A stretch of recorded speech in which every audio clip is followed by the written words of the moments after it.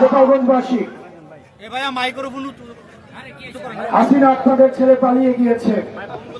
গোপালগঞ্জকে যদি উনি ধারণ করতেন তাহলে ভারতে না গিয়ে উনি গোপালগঞ্জেই আসতেন। ওনার মতো স্বার্থপর উনি ওনার ফ্যামিলির মানুষ ছাড়া গোপালগঞ্জবাসীর কথা একবারও ভাবেন না। প্রিয় গোপালগঞ্জবাসী, গোপালগঞ্জ বাংলাদেশের হয়ে উঠতে পারে নাই, আপনারা বাংলাদেশের হয়ে উঠুন।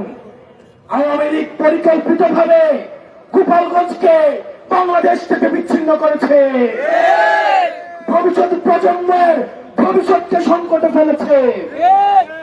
আমরা গোপালগঞ্জবাসীকে আশ্বস্ত করতে চাই, গোপালগঞ্জ বাংলাদেশের, ফেনীও বাংলাদেশের, বগুড়া বাংলাদেশের, বাংলাদেশ এই 64টি জেলার সমান অধিকারের জন্য লড়াই করবে, সবার জন্য আমরা সমানভাবে লড়াই করব।